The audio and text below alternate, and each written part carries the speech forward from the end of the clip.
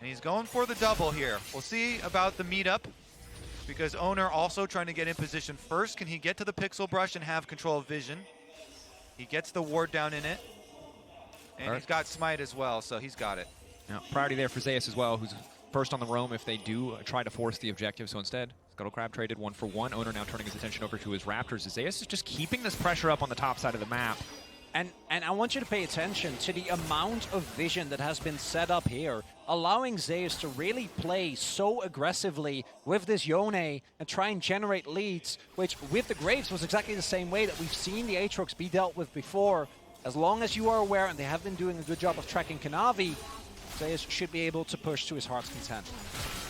Right, continuing to poke in the mid lane, but you're right. Control and support for Zeus in so many of these clutch scenarios, regardless of what champion he is playing, has been a hero and a standout for T1 this tournament. As Keria, for now, just denying Missing's back, has just enough mana for the Whimsy to take him out to safety. And JDG and 369 have to be very careful this game, because if Zeus gets a lead this game, the Yone has a very easy time of getting set up by a Bard ultimate. Missing, denied again. There's no kill angle here. If Keria can land a Bard ultimate later, set him up for an easy Yone over the top, they can group Keria it. might be the one in trouble. Journey comes out. Ruler going through. Playing with him. He can go over the wall. Yeah, big thing here is that the wave state obviously is kind of rough. We'll see if Ruler is able to actually shove it in with the wave just now coming in. I don't think he will be able to without missing. Might have to give up some CS here. One thing that is really big though, and I've seen a lot of Zeri games come out, as I think Zeus actually went for the... He did. He went for the Fate yeah. Seal. He completely whiffed. Looked like a nice side step from 369. No flash burn means pretty favorable trade. But no one on T1 is 100% secure in locking down this area, right? There's no Nautilus, there's no Vi, and that is something that Ruler in the past, particularly with the shielding that he's going to get from Knight, from Missing, has been able to utilize insanely well.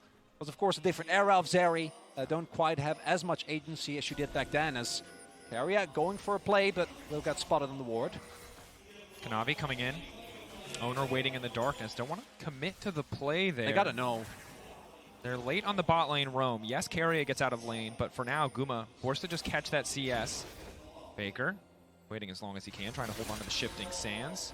Turning their attention to the bottom lane. Guma only level 5. Keria. The short tunnel. Yeah, if you've ever played Bard, that's a classic. That's the little stubby guy right there. Not going to do much. That's why you normal cast and don't smart cast the Bard portal. It's the dragon nub. You just get a little... Do note, there are no teleports for either top laner here, so if we do get a fight for this dragon, or at least for the Scuttle, it will be exclusively between 4 versus 4. Owner going in, decent bit of poke damage. Just the EQ as well as the Iron Spike Whip. No level 6 again. Guma 6. Keria flash to the wall, locking up Knight. It's a clean play. Flag drag, flash forward. Committing on a Knight. The shockwave now coming in. Faker turning it right back. First blood. Everybody getting out. That's a one hell of a magical journey. They'll get the kill back onto Owner, but now they're in enemy territory. Cosmic Binding is good, but here comes Kanavi. Locked up, nowhere for Faker to go, and JDG fire back, but Zeus on the top side going all in. And still. Ruler is rich. Both of those kills going into the Zeri is exactly what JDG want. Get this Zeri super fed. You have the Lulu and the Orianna. Double supportive scaling here for the pentakill machine. And it's specifically the stall from JDG that ends up being the big difference maker there. Guma doesn't initially join the fight when Keria goes in. And look at the heal and shockwave combo. Even with the flash, it's not enough. And it means that Guma doesn't actually hit his ult. JDG with the full health brush are able to cut off the escape. And Ruler getting fed on Zeri this early. I've seen countless times, and it does not end well for his opponents. Yeah, that's about the worst possible thing that could happen if you're a T1 fan right now. Oh yeah. Ruler's area getting ahead, definitely a big concern there. Able to go back and buy the noon. Quiver Zeus now locked up. Fate Seal gonna take him out to safety. 369 not able to get in front of it and stop the dash. I like the call from JDG, you know, the full rotation up to the top side of the map, trying to play off of those 2 kills that they got so they can rush down Rift Herald for the Bel'Veth, use those Bel'Veth Voidlings for pushing along with the pop, and continue to snowball him. It also takes away a lot of the power that Zeus was having in this isolated 1v1. Now Kanavi on the Bel'Veth got an early Herald. That's a best case scenario for JDG, and they're looking for more. Zeus no ulti, very vulnerable if they do want to commit for the all-in, but Owner and Keria in the area. right here beside him, level 6. Around the corner for Carrier, but still needs a bit more. Faker over the wall, though, has been locked in by the Infernal Chains above and below, coming up for the Velvet. Faker in trouble, not going to be able to get out of this one. The kill coming through for Kanavi. Yeah, that's JDG territory. Faker walks right in, and they welcome him with open arms. Teleport down to the bottom side to even catch the minion wave down here for Knight. So JDG are able to take basically everything there. The only thing they had to give up was one turret plate to Guma. You can see the continued play. JDG so badly want to use the early power of the Bel'Veth when the Herald goes down to try and get as much gold into the Zeri as humanly possible. It's an incredibly heads-up play, not giving Ruler a laning phase, instead just focusing on finding all this gold in these favored lane scenarios. He doesn't have to go against the Varus, pulling further and further ahead. Standing on a ward currently. He's going to have the Q3, doesn't look like he is going to go for it on the top side. He will, canceling that one. Q3 can come out, he's only got a few more seconds of soul unbound, but Ruler will be able to just parkour his way out to safety. Good jump there from Ruler. If Zeus hits that Q, he probably tries to follow up with the ult and then carry it there as well. But he jumps out. No damage dealt, no problem for them. Easy reset afterwards, and very comfortable early lead here for JDG. Not only is it the magnitude of the early lead with the gold here, but it's the concentration of it in the exact perfect spot. Yes. Just continuously canceling these backs. Actually pretty disruptive to the side of JDG. Yeah. We're going to push one more wave. Stridebreaker now completed for Kanavi. He's very powerful. Owner still trailing behind. Doesn't have the luxury of the extra assist or kill. But Owner will start up the Drake. Focus on the Dragons has paid dividends for T1 in the entire bracket stage, excuse me. And that is actually courtesy of Zeus, right? If Ruler and Missing are able to get their back in early, I think Ruler gets back, picks up his Stormrazor, and then T1 might not be able to get the Dragon. We'll be getting that though. Still think JDG is going to be very happy with how this early game has played out. Very early Stormrazor and call finish on Ruler. I think he was sitting at like a, 700 gold lead already this early on in the game on a pick that obviously scales insanely well. And early Drake is going to go to T1, but because it's so late, doesn't feel like Dragon stacking is going to be as easy as it was in the previous games. Yeah, and JDG, their eyes are just set on Ruler's inventory. They're like, we get a couple items on the Zeri, and then we will be able to take over. So the price of giving up a couple of early dragons, they're not as worried about because they have confidence they can win those later dragon fights and even stop any stacking that T1 start early. And while in the previous game, T1 had some phenomenal team fight execution, and do need that to lock down this Zeri, it's not something you want to have to rely on, these flawless engages. You want to be able to play things a bit more standard, a bit more by the book, and that's only going to get harder and harder as Ruler gets more items under his belt. Because we talk about the threat of JDG. They absorb your engage, they re-engage. That's Zeri in a nutshell. You go in on her, you don't kill her, she pushes ult, she kills your entire team. And a really big thing for T1, I think, is trying to get someone in side lane ahead. And that's why so much attention has been paid towards Zeus. Because if he is unmatched inside, it gives you a pressure point to try and draw apart JDG. Because in the mid to late game, no one will be able to match this Yone in the 1v1. But if he doesn't actually get a meaningful lead, and JDG are able to maintain control of the game, get early objectives, then T1 is going to be stuck trying to 5v5, trying to actually contest for some of these dragons, some of these barons, and it'll make it a relatively straightforward task for JDG. Again, particularly with Nine on Orianna, which has been insane throughout this entire series, really the entire tournament, and then Ruler on a Lulu powered up Zeri. Yeah, it's just a perfectly constructed comp here for the way that JDG like to play around their super carries. Meanwhile, T1 overloading topside as we get a teleport back to the tower from 369. Area thinking about it. That's going to be all that they do up here. Now, Zeus obviously pretty favored in the 1v1. Easy for him to kind of dictate when they do and do not trade, but hasn't been able to break that matchup open quite yet. Maybe it'll get easier once he completes that first item. Luden's now completed for Faker. The crown for Knight, again, aware that he needs to survive on side lane, potentially against someone as lethal as the Yone. And yeah, facing Yone in the side lane is just a nightmare, even with Crown. It does take away, I think, particularly from the engage potential of someone like Owner, as Zeus, he needs to play this aggressive. And you see, again, we've talked about this earlier as well, but it still remains true. There is so much attempted vision here from T1 just to try and ensure that this Yone can get to a decent state in the game. I don't know if it's going to be enough, though. Herald is going to be up in about 35 seconds, and I would expect both teams to heavily try and play towards that. For JDG, offers you an opportunity to get rid of Ruler even further ahead and break open that mid lane turret in particular. For T1, maybe that's the break that Zeus has been looking for. Looking for that angle as Carry, again, just continues to be a nuisance here. Magical Journey takes him out to safety. Gumiushi just going to catch the wave in mid lane, so you can get priority here first. A minute and 30 seconds left on the Drake, yes. 10 seconds left on the second Herald. JDG get prio here. Expect they're favored on the objective, and you can see the one strong point for T1 in this pretty rough early game is still Zeus on the top side, on the Yone. Going to continue to track what he can get done with his lead. Constantly moving in, getting some turret plate money for himself, getting that pressure down for T1. The vision. But here it comes. Rift Herald's been started. T1 are here. Teleports are ready for both Faker and Knight. TB coming to the mid lane from Knight. TB coming into the pit from Faker. Unleashed just in time. Ruler slowed down just a bit. Objective getting lower and lower. Who's going to take it? Kanavi is going to grab it. Ulti coming out with the shockwave on the backside to lock up Gumiushi. Owner goes in, but he's not able to get much done. Kanavi dipping and diving. Zeus finally going to catch the jungler, but Ruler for now is still completely untouched. Kanavi is living. The lightning crash comes out, and it is time for T1 to get the hell out of Dodge. Zeus has burned all of his resources, but continuing to step up. Will walk away, but JDG again, they get the Herald. They keep their jungler alive. It's a perfect exchange. And Kanavi does not die in those moments. Missing, backing him up. They get the Herald again for the Bel'Veth, and they're able to get the better hand of T1. Let's see if they can actually start snowballing with it, knock down some of these turrets, because Dragon coming up at only 14 seconds, and T1 are trying to reset in time for it. Take a look at some of the individual gold.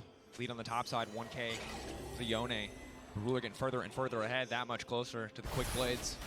Now, T1 do have teleport advantage if Zeus can either get some space away from 369 or even go back to base. Zeus could teleport down to the Dragon fight and kind of sacrifice the push on top in exchange. Also, another thing to think about always when you're playing against the Bard, Kanavi here does have Rift Herald, but Bard can just ult the towers to immune them and immune the charge and nullify most of the effect.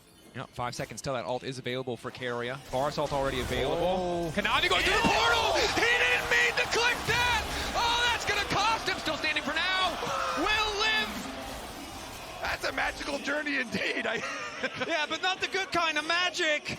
And even though Kanavi is able to stay alive, that is a lot of health gone for the jungler, and T1 immediately going to try and capitalize. Navi starting to heal up, has the red buff ticking. They can't contest. But there's no room for JDG to contest this one. The Herald going to be immediately dropped mid. Keria still has the ulti to deny the charge, but JDG barreling in. A lot of members here might be able to break the tower anyway. Still, they're going to break it. 369 caught up. Oh! Gumiushi can go for the counter engage. The flash out. Keria flashing forward. Will not connect on the stun. Baker on the flank. Herald still there. Void Remora still there. Zeus finds the knockup. He finds two, but there's no follow-up. He gets out the Lulu wall. Kanavi now stepping in. Knight there. Shockwave comes back. The counter punch from JDG is too damn much, but T1 are still standing. T1 are still firing back. It's a 1-for-1. Oh, these bites are just on the edge. Knight with the shockwave to find them, but the counter kill again under tower. This time around, Kanavi's not surviving under tower twice. And this is reminiscent of game number 3. Neither of these teams are giving up anything for free, and after the charge is denied, it's Zeus going in aggressively, but this is an Orianna that actually does have the crown, and Missing has his defensive cooldowns as well. Is able to wildgrowth himself, and then the shockwave, it looks like the fight is turned for JDG, but it's not enough for Zeus. Zeus now running, has no fate sealed. Still a big threat in the 1v1 with the rest of the team now on the way. Looks like Hullbreaker will be the second item choice for Zeus, so focusing on that side lane. Kanavi's had some wild clicks so far in this game. The magical journey and then also the crystal there going in. That was very close to being like the worst click of the tournament. But he lives somehow. It's fine. He's okay. It's fine. We learned cats have 9 lives. Bel'Veth has 3. You only get a couple of those before she eventually has to go down. All right, well, we do have the quick blades for Zeri, or Ruler here. Level 11 Zeri, Ruler. Now that is a bit scary for T1. They have to give preference on the map right now to wherever Ruler is moving with JDG. The chase down potential of this champion, if you make a mistake, is going to be too much. Way too much. Yeah, we've seen a lot of Zeris just barely get out and then turn a team fight. And it is also fitting that it's Knight and Ruler that I think are going to have to do heavy lifting. 369, just because of the counter pick, hasn't really been able to have the biggest impact. And it was Knight and Ruler together that were able to deny that crucial 5th game from KT with an absolutely heroic play, which didn't involve Zeri, but did involve Knight's Orianna. And it feels like T1 should be good. When it comes to specifically the side lane, they are clearly trying to leverage Zaze as much as they can. But is JDG actually going to let them? And even in some of these team fights here, Zave's in a position to create a lot more pressure than 369's Aatrox. This is a defensive Aatrox. This is the Gore Drinker Sterix, tankier version of it, not the lethality that we have been seeing. Whereas Zeus here will have big damage output. We saw the grouping of the ultimate on display in the last one. Yeah, as long as he can stack up that Q, should be able to find backline access when combined with the Soul Unbound, the Fate Sealed, the Ultimate, and E respectively. Faker continuing to walk up on the top side. And now Keria caught out, no magical journey available. Ruler walks in, just gets a freebie. Knight serves up Ruler some extra gold on a silver platter. And now JDG just walking in, looking to take tier 2. Guma's here, but what is he going to get done? Now trying to lock them up, has flashed out to safety. Owner buying a bit more space for Guma, but they're being forced to retreat. TP already used. Zeus waiting over the wall, trying to find the jungler. It feels personal how many times this man has managed to survive, but the fate is sealed of Kanavi. T1 managed to punish in the mid lane. Keria traded for Kanavi in the grand scheme of things. Faker says, I invest my TP, I take my kill, as they are able to collapse onto Kanavi there, and I think that is big. Could have been an opportunity for JDD Kings on to Dragon, try and get Baron. more. Yeah, what is T1 going to do? They do have a... They have a Yone and a Varus. They have a Yone and a Varus. They eat this objective alive. Rage Blade's done. JDG have zero vision. They have zero way into the pit. They have zero tools to get on top of them quickly. T1 are determined to take the objective. It's getting lower and lower. There's a portal in the back of the pit. It's a goddamn good heist. T1 get in. They get the Baron, and they get the hell out. And we hadn't seen a lot of these, but the T1 Baron is back, baby. 21 minutes in, Kanavi goes down, and T1 might also be able to use this to set themselves up for an Ocean Soul point. A Hullbreaker Ocean Soul Yone. It's a nightmare. You can best believe Kanavi's going to hear it after this one. He better have some good plays around Dragon coming up. And that's the thing, as much as we talk about not being able to give JDG an inch because they're so proficient in the late game, the same is true of T1 around Baron. If there's any team that will go for this objective at a moment's notice, it is this T1 lineup. But JDG know they have priority access to the pit. Zeus waiting over the wall. Again, it is all eyes on Ruler. He has to be the difference maker here. A good shockwave, the Zeri follow-up could be enough for JDG to take the fight, but for now they're focused on the objective. Owner zoning them away. 2.5k is getting lower and lower. They will burn it down. They get what they came for. T1, do they want to stay for the fight? Knockup coming through. Owner caught up. Flag and Drag will take him out to safety. Kanavi burning on the back side. Owner still standing with Ruler with the lightning crash now trying to go in, but goes gold, and Keria buys a bit more space for the rest of the team. Arrows coming in from the Varus. Ruler incredibly low, but maybe, just maybe, he can turn it back, but Guma's still standing tall. He can't walk into range. T1 starting to feel like an inevitability. Ruler, Zeri, not enough. T1 are running JDG in circles in these team fights. What? Dave's flashing forward, just trying to deny, just trying to zone them away. Blood in their eyes. They want everything. They'll break the tier 1. And Zeus is just like, I'm flashing, I'm canceling backs, I'm finding a target, but that is soul points. That is a Red Bull player and power play of 3.5k, and that is T1 setting themselves up for a possible final. Not a single T1 member dropping there. You have to look at both sides of this team fight. It sections off into so many different sick plays. First of all, though, is the Dragon. Guma Yushi combo arrow with Owner to be able to secure it.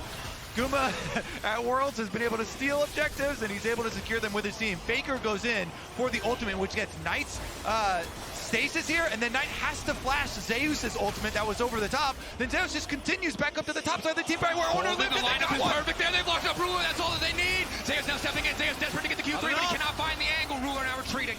T1, will they go for more? Flashing from Owner. Kanavi now in trouble. Wild Throw coming out. T1 find the angle. Barreling down the top side with the Baron, ready to break the backs of JDG. The magical journey for T1 coming through, and perhaps the golden road coming to an end. And it was Carrier that actually was able to hit his ultimate on Ruler in that fight. That's why Ruler couldn't do anything. The most fed member of JDG in that fight around the dragon wasn't there. The Baron now just times out. Kanavi's the only one that remains dead, but T1 with lightning quick speed takes so much from JDG. Faker now 5 kills to his name on the Azir, collecting heads. Ruler jumps through the wall, and T1 are not gonna let that one slide. Carrier nails him. Zeus with the follow-up, and T1 swarm on them. Gumayushi hits his ulti there onto Kanavi. They chase him down. Because Ruler had been chased out with so little health, they pick up the kill on the jungler again. And it's not done for JDG. They've come back from worse games. But just the level of dominance that T1 was able to show ever since that dragon fight, the gold lead now skyrocketed towards them. I think Zeus is going to be unkillable inside the moment that they get this Ocean Soul, and Kanavi needs to make sure that that doesn't go their way. If JDG win this game, it's going to be off the back of a miraculous Zeri team fight. Knight locked up. Knight is locked. The crown will not stop that. And he's only a Knight. Faker knocking him down, unstoppable. Carrier Bard! He's got the hand of Midas. Everyone he touches turns to gold in the favor of T1. T1 continuing to press forward. JDG backs against the wall. They've come so far, so close to the golden road. But here in the late game, it's all eyes on Ruler. It's eyes on the execution. T1 not giving them a single moment to breathe, a moment to relax. Ruler clearing the wave as best he can. Guma getting stronger and stronger. The attack speed bar is starting to hit like a truck, shredding through the tower slowly but surely. Faker on the flank. And the big thing is, Ruler's flash cooldown, which I think is going to be an absolutely pivotal summoner, will not be up for when the dragon spawns. There is a window here for T1 where they can all in on this dragon, try and make sure that the Zeri won't be able to get away as consistently from the engage from Zeus. Gumayushi also finishing wit's end. Build like this on it doesn't skill nearly as well as some of the more AP or crit focused builds, but right now you are dishing out so much damage. T1. They have been faced with the LPL gauntlet. They took down BLG in the Swiss stage. They took down LNG in the quarterfinals. Looking at JDG here, can they do it? Weibo waiting for them in the finals. Kanavi taking the buff. Tension on each and every play that JDG are going to try to go for at this stage of the game. They cannot afford any more slip-ups, any more mistakes to be caught out. And it's so hard now because Carrier can just fish with Bard ults. T1 have the advantage. A massive gold lead, 3 Drakes backing them up, 4 seconds to the Baron, 6 to the Ocean Soul. JDG have to be careful. Zeus coming up the river here. JDG has to be perfect. He's going to start up the dragon himself. Kanavi getting chunked away. Zeus can start this one, draw the attention of JDG. They're forced to respond. They can't afford to give up the soul. Guma clearing the mid wave. T1 a bit split. Eyes on Ruler. Eyes on the shockwave of Knight. Kanavi stepping in, flash to the side from Faker. Ooh. At the cost of very little. Owner walking more, but Faker now dominating! Kanavi! A massive mistake! Carrier now going in, the Ruler's untouched! Goes golden and now Ruler! Looking to take over the fight, Ruler still standing, but Guma's still standing, Guma firing back! Ruler goes down! Guma's just better! Zeus now stepping in, fate sealed. Or rather, Soul Unbound now taking it back. The Ocean Soul for T1, they get everything they want. It's the death cap! It's the death cap for Faker, the damage! Unexpected! They're gonna get Soul! They're gonna get Baron! Run from it! Dread it! T1 are inevitable! Faker will come for the final spot! T1 will get the Baron! They will get the split push! They've got JDG on the ropes! JDG, they've got maybe one last fight in them.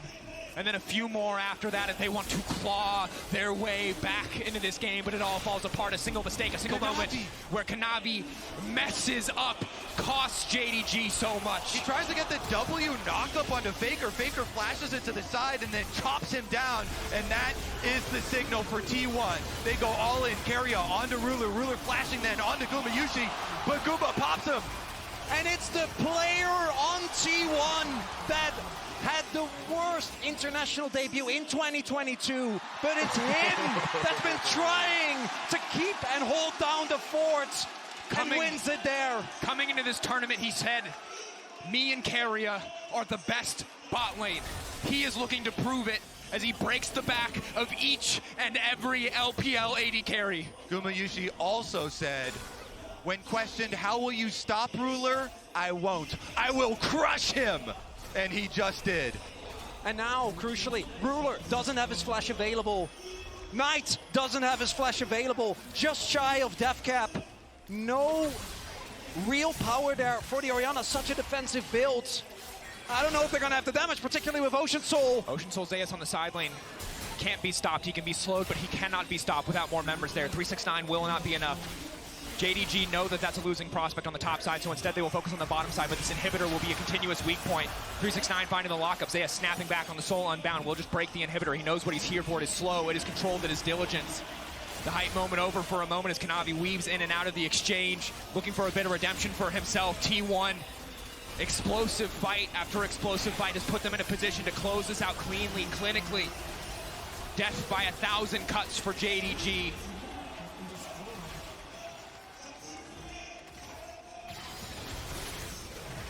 So much riding on these last minutes. JDG trying to defend their golden road as it crumbles before them.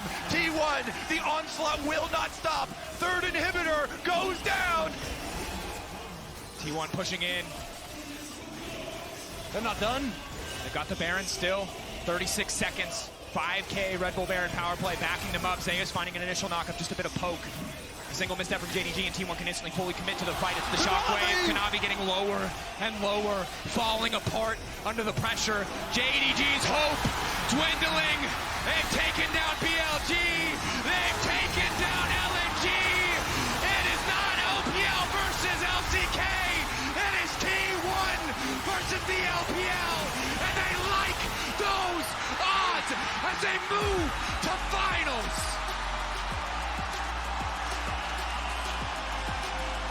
Faker, over 10 years into his career, will head to another World Finals.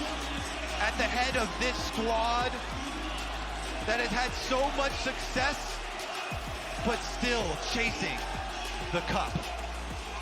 The highs and lows of this roster over the last 2 years.